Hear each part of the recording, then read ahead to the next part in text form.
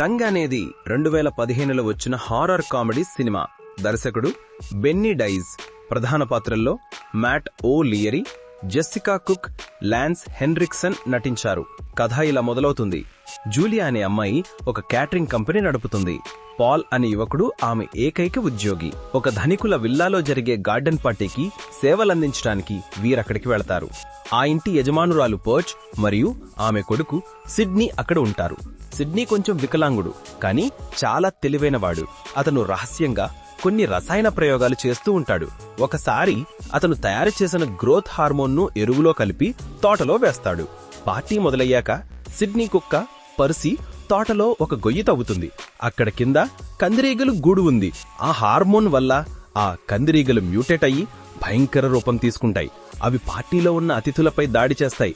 భయంకరమైన విషయం ఏమిటంటే, ఈ కందిరీగలు కుట్టిన వాళ్ల శరీరాల్లో అవి గుడ్లు పెడతాయి. ఆ గుడ్లు మనిషి శరీరాన్ని పూర్తిగా మార్చేస్తాయి. కొన్ని గంటల్లోనే ఆ మనిషి శరీరం నుండి మానవుడంత పెద్దదైన కందిరీగలు బయటకొస్తుంది. ఈ ప్రక్రియలో ఆ వ్యక్తి చనిపోతాడు. పార్టీలో అనేక మంది ఈ విధంగా మరణిస్తారు. పాల్, జూలియా, మేయర్, ఫ్లోరా అనే పని మనిషి, సిడ్నీ మరియు అతని అమ్మ ఇంట్లోపల తమను రక్షించుకోవడానికి ప్రయత్నిస్తారు. కానీ సిడ్నీ తల్లి కూడా కందిరీగల చేత కుట్టబడి ఉంటుంది. ఆమె శరీరం నుండి భయంకరమైన కందిరీగలు బయటకొస్తుంది.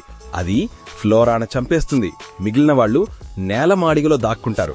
సిడ్నీ తన ప్రయోగమే ఈ ముప్పుకు కారణమని అంగీకరిస్తాడు. అతన్ని కూడా కందిరీగలు కుట్టి ఉంటుంది. కానీ అతను వికలాంగుడు కావడంతో అతని శరీరం నుండి ఒక చిన్న కందిరీగ మాత్రమే బయటకొస్తుంది. కానీ అది అతని మెదడును నియంత్రించుకుంటుంది.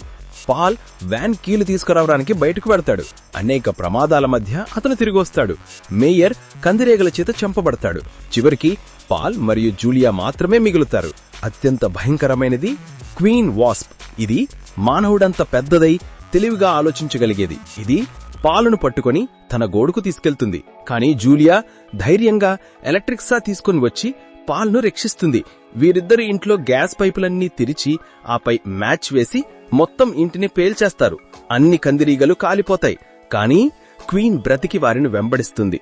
పాల్ వ్యాన్ చెట్టుకు ఢీకొట్టి క్వీన్ ను చంపేస్తాడు. ప్రమాదంలో జూలియా స్పృహ కోల్పోతుంది. కానీ మళ్లీ బ్రతుకుతుంది. రెస్క్యూ టీం వస్తుంది. కానీ ట్విస్ట్ ఏమిటంటే, చివరిలో ఒక భారీ ఆవుతల ఒక అధికారిపై పడి అతన్ని చంపేస్తుంది. అంటే ఆ కందిరీగ పశువుల్ని కూడా దాడి చేసి వాటి శరీరాల్లో పెద్దవిగా పెరిగాయని తెలుస్తుంది. ఇంకా ప్రమాదం ముగియలేదని, మరిన్ని భయంకర కందిరీగలు వస్తున్నాయని సూచిస్తూ సినిమా ముగుస్తుంది.